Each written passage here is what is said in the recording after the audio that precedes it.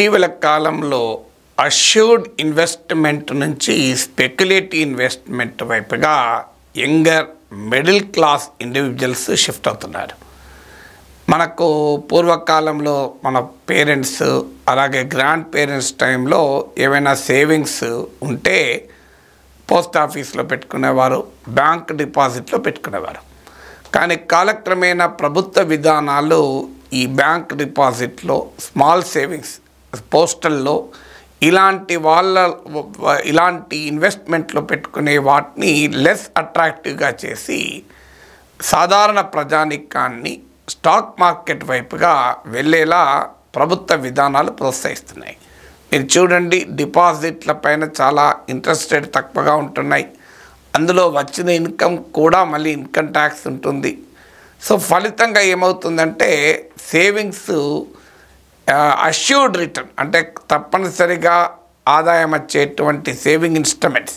ఇప్పుడు బ్యాంక్లో డిపాజిట్ పెట్టుకుంటే నువ్వు 1,00,000 రూపాయలు పెట్టావనుకోండి సేవింగ్, అది 5%, అంటే ఇయర్ తర్వాత 1,05,000, 1,06,000 అవుతుంది అష్యూర్డ్గా.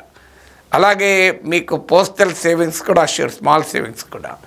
కానీ ఈ అష్యూర్డ్లో ఏమవుతుందంటే చాలా తక్కువ ఇన్కమ్ ఉంటుంది, అందులో కూడా మళ్ళీ ట్యాక్స్ ఉంటుంది ఒక దశ దాటితే. సో దానితో మిడిల్ క్లాస్, ముఖ్యంగా యంగర్ జనరేషను స్పెక్యులేటివ్ ఇన్వెస్ట్మెంట్లోకి వెళ్తున్నారు. సో అందులో real estate, gold, stock markets ఇవన్నీ కూడా స్పెక్యులేటివ్ ఇన్వెస్ట్మెంట్. అయితే రియల్ ఎస్టేట్లో ఇన్వెస్ట్ చేయాలంటే కనీసం ఎంతో కొంత సర్ప్లస్ ఉండాలి, సేవింగ్ ఉండాలి. నువ్వేదో తక్కువ అమౌంట్తో వెళ్ళి ప్లాట్ ఒకటి కొనలేవు. అందువల్ల స్టాక్ మార్కెట్లోకి ఎంటర్ అయినవా యంగర్ మిడిల్ క్లాస్ రోజు రోజుకు పెరుగుతున్నారు. వీళ్ళనే స్టాక్ మార్కెట్ పరిభాషలో రిటైల్ ఇన్వెస్టర్స్ అంటారు. రిటైల్ ఇన్వెస్టర్స్ స్టాక్ మార్కెట్లో ఎక్కువ పార్టిసిపేట్ చేయడం వాస్తవానికి మంచిది. ఎందుకు మంచిదంటే స్టాక్ మార్కెట్ బ్రాడ్ బేస్ అవుతుంది. స్టాక్ మార్కెట్లో ఇప్పుడు హై నెట్వర్త్ ఇండివిజువల్స్, అంటే బాగా 100 కోట్లు ఆదాయం ఉన్న వాళ్ళు ఇన్వెస్ట్ చేస్తుంటారు. ఇన్స్టిట్యూషనల్ ఇన్వెస్టర్స్ అంటారు, అంటే పెద్ద పెద్ద లైఫ్ ఇన్సూరెన్స్ కార్పొరేషన్ లాంటి వారు, లేదు ప్రభుత్వ ప్రైవేట్ రంగ పెద్ద పెద్ద కంపెనీలు స్టాక్ మార్కెట్లో ఇన్వెస్ట్ చేయొచ్చు. వీటిని ఇన్స్టిట్యూషనల్ ఇన్వెస్టర్స్ అంటారు, ఫారిన్ కానీ ఇండియన్ కానీ. పెన్షన్ ఫండ్స్ ఇలాంటివన్నీ. సో ఇక వీరు మాత్రమే ఇన్వెస్ట్ అయితే స్టాక్ మార్కెట్ బ్రాడ్ బేస్గా ఉండదు, హెల్తీ ఉండదు, రియల్ ప్రైస్ డిస్కవరీ రాదు. రిటైల్ ఇన్వెస్టర్లు ఎంటర్ అయినప్పుడే దానికి స్టాక్ మార్కెట్ మరింత హెల్తీగా ఉంటుంది. అదే సమయంలో రిటైల్ ఇన్వెస్టర్లకు కూడా బెటర్ రేట్ ఆఫ్ రిటర్న్ వస్తుంది, స్టాక్ మార్కెట్ నుంచి వచ్చే ఆదాయం పెరుగుతుంది. అందువల్ల ఇటీవల కాలంలో స్టాక్ మార్కెట్లోకి, ముఖ్యంగా మ్యూచువల్ ఫండ్స్లోకి ఎంటర్ అయ్యే వారి సంఖ్య గణనీయంగా పెరుగుతుంది. సో అందువల్ల ఇది వాస్తవంగా మిడిల్ క్లాస్కి వెల్త్ జనరేట్ చేస్తుంది. అలాగే స్టాక్ మార్కెట్ని హెల్తీగా ఉంచి డెవలప్మెంట్కు, ఎకానమిక్ గ్రోత్కు కావాల్సిన డబ్బును సమకూరుస్తుంది, అన్ని రకాలుగా లాభం, ప్రొవైడెడ్ ఇది పద్ధతి ప్రకారం నడిస్తే. కానీ ఏం జరుగుతోంది, ఇక్కడే రిటైల్ ఇన్వెస్టర్లను మోసం చేసే మ్యానిపులేటర్లు, స్పెక్యులేటర్లు ఎంటర్ అవుతున్నారు. ఇది తెలియక చాలామంది రిటైల్ ఇన్వెస్టర్లు దెబ్బతింటున్నారు. ఇప్పుడు తాజాగా రీసెర్చ్ ఏం చెప్తుందంటే ఫ్యూచర్స్ అండ్ ఆప్షన్స్ F&O సెగ్మెంట్లో పెద్ద ఎత్తున రిటైల్ ఇన్వెస్టర్లు నష్టపోతున్నారు. ఇది ఒక జూదంలాగా మారిపోయింది. F&O అంటే సామాన్య భాషలో అర్థం కావాలంటే ఒక షేర్ వాల్యూ ఎంత ఉంటుందని, భవిష్యత్తులో ఎంత ఉంటుందని అంచనా వేయడం, అంచనా వేసి బెట్ చేయడం, ఇన్వెస్ట్ చేయడం. ఒక రకంగా జూదం లాంటిదే. ఇప్పుడు పలానా వాడు గెలుస్తాడు అని చెప్పి మీకు బెట్టింగ్ పెడతారు చూడండి, పలానా మ్యాచ్లో పలానా వాళ్ళు గెలుస్తారు, ఎలక్షన్స్లో పలానా వాళ్ళు గెలుస్తారని. అలాగే పలానా స్టాక్ లేదా పలానా కమాడిటీ, అది ఏదైనా పసుపు కావచ్చు, ఏదైనా కావచ్చు, అలాంటి కమాడిటీ, మిర్చి కావచ్చు, పలానా రేటు దాకా పోతుంది అని స్పెక్యులేట్ చేయడం. సో ఈ F&O ఆప్షన్స్లో కూడా పెద్ద ఎత్తున రిటైల్ ఇన్వెస్టర్లు నష్టపోతున్నారు. అలాగే ఇంట్రాడే ట్రేడింగ్ అంటారు, అంటే అదే రోజు అమ్మడం కొనడం స్టాక్స్. దీంట్లో కూడా చాలామంది రిటైల్ ఇన్వెస్టర్ నష్టపోతున్నారు. ఈవెన్ లేటెస్ట్ ఎకనామిక్ సర్వే కూడా స్టాక్ మార్కెట్లో రిటైల్ ఇన్వెస్టర్స్ నష్టపోతున్నారు అన్న ఆందోళన వ్యక్తం చేశారు. ఎందుకంటే రిటైల్ ఇన్వెస్టర్లు నష్టపోతే ఒకటి సాధారణ మధ్యతరగతి ప్రజానీకం వారి కష్టపడి సంపాదించిన డబ్బులు కోల్పోతారు. రెండు, వాళ్ళు ఇక భయపడి స్టాక్ మార్కెట్ నుంచి పారిపోతారు. దానివల్ల స్టాక్ మార్కెట్ ఒక బ్రాడ్ బేస్ క్యారెక్టర్ కోల్పోతుంది. నేను ఇంతకుముందు రిటైల్ ఇన్వెస్టర్లు వస్తే ఏది లాభమో చెప్పాను, అవే రివర్స్లో నష్టాలుగా మారిపోతాయి. మరి ఇలా ఎందుకు జరుగుతుంది అంటే రిటైల్ ఇన్వెస్టర్లకు, మీకు ఇన్స్టిట్యూషనల్ ఇన్వెస్టర్ అనుకోండి, ఒక పెద్ద స్టాక్ బ్రోకింగ్ కంపెనీ, వాళ్ళకి ఏమవుతుంది, ఒక పెన్షన్ ఫండ్స్నో లేకుంటే లేదు ఏదైనా ఒక కంపెనీ, ఓ పెద్ద రీసెర్చ్ టీం ఉంటుంది, కంపెనీ ఫండమెంటల్ స్టడీ చేస్తారు, ఆ కంపెనీ గురించి లేటెస్ట్గా న్యూస్లో ఉండేవి ఎంత నిజమో వెరిఫై చేస్తారు, దానికి అనుగుణంగా వాళ్ళు ఇన్వెస్ట్ చేస్తుంటారు. కానీ ఒక రిటైల్ ఇన్వెస్టర్ ఏమవుతుంది, మార్కెట్ను గమనిస్తూ ఒక షేర్ పెరుగుతుంది అనుకోండి, అబ్బా ఇది బాగా పెరుగుతోంది అని కొనేస్తారు. కారణం ఏంటంటే వీరికి సరైన నాలెడ్జ్ ఉండదు, రీసెర్చ్ సపోర్ట్ ఉండదు, తొందరగా ఎక్కువ డబ్బులు సంపాదించాలన్న కోరిక ఉంటుంది. సో దానివల్ల ఏమవుతుందంటే వీళ్ళు బలైపోతుంటారు. ఈ స్పెక్యులేటర్లు అలాగే మ్యానిపులేటర్లు వారి ప్రభావం వల్ల. తాజాగా ఒక ఉదాహరణ చెప్తాను. షిప్పింగ్ కార్పొరేషన్ ఆఫ్ ఇండియాకు సంబంధించిన న్యూస్ ఒకటి మీడియాలో వచ్చింది. ఆ న్యూస్ ఏంటి అంటే షిప్పింగ్ కార్పొరేషన్ ఆఫ్ ఇండియా ఒక పెద్ద ట్యాంక్ తయారు చేయడానికి కాంట్రాక్టు పొందింది. అలాగే ఆ షిప్పింగ్ కార్పొరేషన్ ఆఫ్ ఇండియాలో స్ట్రాటజిక్ స్టేక్ సేల్ అంటారు, అంటే ఒక బలమైన ప్రైవేటు పార్ట్నర్ను తీసుకొస్తున్నారు. దీనిపైన ఇంకా ప్రభుత్వ ఆమోదం మాత్రమే మిగిలింది అన్న వార్త వచ్చింది. ఈ రెండు వార్తలు సాధారణంగా పాజిటివ్ కనుక వెంటనే shipping corporation of India share భయంకరంగా పెరిగింది. పెరిగిన తర్వాత ఏం జరుగుతుందో మనకు తెలుసు, ప్రాఫిట్ బుక్ అయిపోతుంది, ఆ షేర్ పడిపోతుంది. ఇలా ఎందుకు జరిగింది అంటే దీన్నే పంప్ అండ్ డంప్ స్కీమ్ అంటారు. స్టాక్ మార్కెట్లో రిటైల్ ఇన్వెస్టర్ల కొంప ముంచేది పంప్ అండ్ డంప్ స్కీమ్. ఈ పంప్ అండ్ డంప్ స్కీమ్కు పాల్పడ్డందుకు సెబీ ఇటీవల కూడా కొంతమంది పైన చర్యలు కూడా తీసుకుంటుంది. ఏంటి ఈ పంప్ అండ్ డంప్ స్కీమ్ ఎలా అవుతుంది అంటే, ఈ పంప్ అండ్ డంప్ స్కీమ్ను ఆపరేట్ చేసేవారు ఫస్ట్ స్టెప్ ఏం చేస్తారంటే ఒక షేర్ను ఎంచుకుంటారు. అది సాధారణంగా పెన్నీ స్టాక్, చిన్న కంపెనీ, లిటిల్ నోన్ కంపెనీ, పెద్దగా దాని గురించి ఎవరికి రీసెర్చ్ ఉండదు, ఇన్ఫర్మేషన్ ఉండదు. ఆ కంపెనీలో ఇన్స్టిట్యూషనల్ ఇన్వెస్ట్మెంట్ కూడా తక్కువ ఉంటుంది. ఇన్స్టిట్యూషనల్ ఇన్వెస్ట్మెంట్ ఉంటే దానిపైన రీసెర్చ్ ఉంటుంది, చాలామందికి తెలుస్తుంది. ఇప్పుడు షిప్పింగ్ కార్పొరేషన్ ఆఫ్ ఇండియాలో కూడా ఇన్స్టిట్యూషనల్ ఇన్వెస్ట్మెంట్ చాలా తక్కువ, 9% మాత్రమే. సో అందువల్ల అలా పెద్దగా ఊరు పేరు లేని కంపెనీ స్టాక్ను తీసుకుంటారు. చాలా తక్కువ వాల్యూ ఉంటుంది దానికి.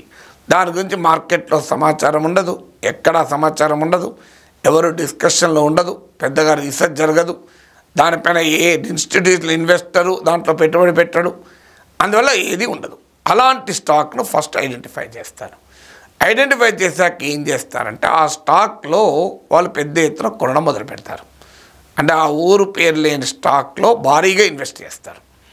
ఉదాహరణకు ఒక 15 రూపాయలు 20 రూపాయలు ఉన్న షేర్ ఉన్న వాల్యూ ఉన్న కంపెనీ సెలెక్ట్ చేస్తారు. చేసి ఒక 10 కోట్ల షేర్లు కొనేస్తారు. అంటే 20 × 10 200 కోట్ల పెట్టుబడి పెట్టేస్తారు. 20 రూపాయల షేర్ వాల్యూ 10 కోట్ల షేర్లు కొన్నారు అంటే 200 కోట్లు ఇన్వెస్ట్ చేస్తారు. ఒక్కసారి సడన్గా 10 కోట్ల షేర్లు కొనే వరకు డిమాండ్ పెరిగి సప్లై లేక ఆ షేర్ వాల్యూ విపరీతంగా పెరిగిపోతుంది. అది పెరిగినాక ఒక వార్త మీడియాలోనో లేకుంటే సోషల్ మీడియా ఇన్ఫ్లుయెన్సర్స్, ఈ మధ్య ఫైనాన్షియల్ ఇన్ఫ్లుయెన్సర్స్ అని కూడా తయారయ్యారు. అంటే మాలాగా రాజకీయాల్ని, ఎకానమీని, సమాజాన్ని విశ్లేషించినట్లే స్టాక్ మార్కెట్లను విశ్లేషించి ఎక్కడ పెట్టుబడి పెడితే లాభం, ఏది ఏ కంపెనీలో ఏం జరుగుతోంది, మార్కెట్లో ఏ ఇన్ఫర్మేషన్ ఏంటి, ఇవన్నీ చెప్తుంటారు. వీళ్ళను ఫైనాన్షియల్ ఇన్ఫ్లుయెన్సర్స్ అంటారు. సో వీళ్ళను ఇని చాలామంది ఇన్వెస్ట్ చేస్తూ ఉంటారు. అలాంటి వారి ద్వారానో ఈ యొక్క న్యూస్ను ప్రమోట్ చేస్తారు. ఇది ఫేక్ న్యూస్, నిజమైన న్యూస్ కాదు. అలాంటి న్యూస్ను ప్రమోట్ చేస్తారు. అంటే ఒక ఫైనాన్షియల్ ఇన్ఫ్లుయెన్సర్ ద్వారా సోషల్ మీడియాలోనైనా ప్రజెంట్ చేస్తారు, లేదా మీడియాలో అయినా ఆ వార్త ప్రజెంట్ చేశారు. ఇప్పుడు షిప్పింగ్ కార్పొరేషన్ ఆఫ్ ఇండియా గురించి వచ్చిన వార్త కూడా నిజం కాదు అని వాస్తవంగా షిప్పింగ్ కార్పొరేషన్ ఖండించింది కూడా. ఆ ఖండించింది ఎవరికి పోలేదు, ఆ ఫేక్ న్యూస్ మాత్రం జనాలకు వెళ్ళింది. ఇక్కడ ఏమవుతుంది, ఒక్కసారి ఒక కంపెనీని ఎంచుకొని దాంట్లో భారీగా ఆ పంప్ అండ్ డంప్ స్కీమ్ నడిపే మ్యానిపులేటరు పెద్ద ఎత్తున ఇన్వెస్ట్ చేసిన తర్వాత ఆ ఇన్వెస్ట్మెంట్ వల్ల దాని వాల్యూ ఆల్రెడీ పెరుగుతుంది. అప్పుడు ఈ న్యూస్ను, ఈ ఫేక్ న్యూస్ను సర్క్యులేట్ చేస్తాడు. సాధారణంగా ఫేక్ న్యూస్ రియల్ న్యూస్ కన్నా ఫాస్ట్గా వెళ్తుంది, డీప్గా వెళ్తుందని MIT వాళ్ళ స్టడీ కూడా ఉంది. దీంట్లో సోషల్ మీడియాలో ఆ వార్త రావడంతోనే ఇకో ఛాంబర్ ఎఫెక్ట్. ఇప్పుడు మీకు అదానీ పైన ఒక వార్త వస్తే మనం పెద్దగా ఆసక్తి చూపాం. అదానీ పోర్ట్ వాడు ఒక భారీ కాంట్రాక్టు పొందాడు అంటే మన దృష్టి పడదు. కానీ ఒక ఊరు పేరు లేని కంపెనీ భారీ కాంట్రాక్ట్ పొందింది అంటే వెంటనే అందరి దృష్టి పడుతుంది. సాధారణంగా అందరి దృష్టి పడుతుంది. ఇప్పుడు డబ్బున్నవాడు ఒక కారు, కొత్త కారు కొంటే కాలనీలో ఎవరు చూడడు. కానీ ఒక పేదవాడు, ఇంట్లో పనిచేసేవాడు, వాచ్మెన్, సెక్యూరిటీ గార్డు, ఒక పెద్ద బండి కొన్నా కూడా అందరి దృష్టి దాని మీద పడుతుంది. సో అందువల్ల దాన్ని అప్పుడు ఏం చేస్తారంటే సోషల్ మీడియాలో అందరూ అటువైపు దృష్టి పెడతారు. అదేంటి ఈ చిన్న కంపెనీలో అంత పెద్ద కాంట్రాక్టా అని. దానితో సోషల్ మీడియా ఆల్గరిథమ్స్ ఏం చేస్తాయంటే, ఓహో ఈ వార్త పైన చాలా ఆసక్తిగా ఉంది కనుక ఆ వార్తను అలాంటి ఆసక్తి ఉన్న వారి దగ్గర ఇంకా సర్క్యులేట్ చేస్తారు. దీన్నే సోషల్ మీడియాలో ఇకో ఛాంబర్ అంటారు. అంటే ఒక వార్త నిజమాబద్ధమా సంబంధం లేదు, ఆ వార్తను ఆసక్తి ఉన్న వారికి ఇంకా ఇంకా సర్క్యులేట్ అవుతూ ఉంటుంది. దాంతో అది నమ్మి చాలామంది రిటైల్ ఇన్వెస్టర్లు ఆ షేర్ను కొంటూ ఉంటారు, హై రేటుకు కూడా. దాంతో అది భారీగా పెరుగుతుంది. ఇప్పుడు 20 రూపాయలతో కొన్నారు, 20 రూపాయలతో 10 కోట్ల షేర్లు 200 కోట్ల పెట్టుబడి పెట్టుకున్నారు. దాంతో ఆ షేరు 70 రూపాయలు, 80 రూపాయలు, 100 రూపాయలు అయి ఉంటుంది. ఇప్పుడు రిటైల్ ఇన్వెస్టర్లు కూడా ఈ వార్త నమ్మి, ఇప్పుడు ఆ కంపెనీ ఏదో భారీ కాంట్రాక్ట్ పొందిందన్న వార్త రావడంతో, లేదా ఆ కంపెనీని ఒక పెద్ద కంపెనీ గూగుల్ కొనబోతోంది అని వార్త వస్తుంది. అది నిజమే అనుకొని రిటైల్ ఇన్వెస్టర్లు దాంట్లో భారీగా పెట్టుబడి పెడతారు, షేర్లు కొనడం మొదలు పెడతారు. కొనడంతో ఈ 70-80 కాస్త 200 అవుతుంది. అప్పుడు వీళ్ళు ఏం చేస్తారంటే ఈ pump and dump scheme operate చేసే వాళ్ళు వాళ్ళ షేర్లు అమ్మడం మొదలు పెడతారు. వాళ్ళకి ఆల్రెడీ 20 రూపాయలకు 10 కోట్ల షేర్లు కొనున్నారు. వాళ్ళు ఆ 10 కోట్ల షేర్లు అమ్మడం మొదలు పెడతారు. అప్పటికే షేరు 200 రూపాయలు మొదల్లో ఉంది. వీళ్ళు అమ్మడం మొదలుపెట్టాక 200లో కొన్నమ్ముతారు, 180లో కొన్నమ్ముతారు, 150లో అమ్మచ్చు, 100లో అమ్మచ్చు, 70లో కూడా అమ్మచ్చు. కానీ అమ్మడం పోతారు. దాంతో భారీగా డబ్బులు సంపాదించేస్తారు. పెట్టేది 200 కోట్లు కానీ 500 కోట్లు, 600 కోట్లు సంపాదిస్తారు. దీంతో పెద్ద ఎత్తున రిటైల్ ఇన్వెస్టర్లు ఆ 20 రూపాయల వాల్యూ ఉన్న షేర్ను ఫేక్ న్యూస్ సర్క్యులేట్ కావడం వల్ల, కావాలని కృత్రిమంగా కొనడం, రేటు పెంచి కొని రేటు పెంచడం వల్ల భారీ 70లో, 80లో, 100లో, 150లో కొన్నవాడు దివాలా తీస్తాడు. మళ్ళీ ఆ షేర్ వాల్యూ కాస్త 20 కాదు 15కో 12కో పడిపోతుంది. ఇది పంప్ అండ్ డంప్ స్కీమ్. ఇప్పుడు స్టాక్ మార్కెట్ భారీగా హాట్గా ఉన్న సమయంలో ఇలాంటి పంప్ అండ్ డంప్ స్కీమ్ పట్ల చాలా అప్రమత్తంగా ఉండాలి. ముఖ్యంగా రిటైల్ ఇన్వెస్టర్లు దానిపైన రీసెర్చ్ చేయాలి. రకరకాల ఆథెంటిక్ డైవర్స్ సోర్సెస్ను సంప్రదించాలి. ఈ వార్త నిజమాని. ఇవాళ మీడియాలో ఫేక్ న్యూస్ను పట్టుకోవటానికి టెక్నిక్స్ కూడా ఉన్నాయి. ఆ ఫేక్ న్యూస్ను పట్టుకునే టెక్నిక్స్ ద్వారా ఆ వార్త నిజమా కాదా ఐడెంటిఫై చేయాలి. చేసి దాన్ని ఫేక్ నిజమని కన్ఫర్మ్ చేసుకున్నాకనే నమ్మి ఇన్వెస్ట్ చేయాలి. ఇలా తెలిసి తెలియని మిడిమిడి జ్ఞానంతో ఇన్వెస్ట్ చేయకూడదు. Securities and exchange board of India లాంటి ఇతర ప్రభుత్వ సంస్థలు రెగ్యులేట్ కూడా చేయాలి. ఇలాంటి అన్వెరిఫైడ్ తప్పుడు ఫేక్ వార్తల్ని ప్రసారం చేసే మీడియా సంస్థలపై కూడా చెక్ పెట్టాలి. సోషల్ మీడియాపై కూడా చెక్ పెట్టాలి. ఎందుకంటే దీనివల్ల కోట్లాది మంది రిటైల్ ఇన్వెస్టర్ల కష్టార్జితం ఆవిరవుతుంది. ఇంత భారీగా దోపిడీ ఇది ఒక రకంగా దారి దోపిడీ. అందువల్ల ఈ పంప్ అండ్ డంప్ స్కీమ్ పట్ల, స్టాక్ మార్కెట్ మ్యానిపులేటర్ల పట్ల చాలా అప్రమత్తంగా ఉండాలి. ఇటీవల సెబీ స్టడీ చెప్పిందంటే ఇలా ఇంట్రాడే ట్రేడింగ్ చేసే వాళ్ళలో 70% రిటైల్ ఇన్వెస్టర్లు నష్టాలే అనుభవిస్తున్నారు, ఒక 30% మాత్రమే సంపాదిస్తున్నారు. అందువల్ల ఇది మాయాజూదంగా మారకుండా జాగ్రత్త పడాలి.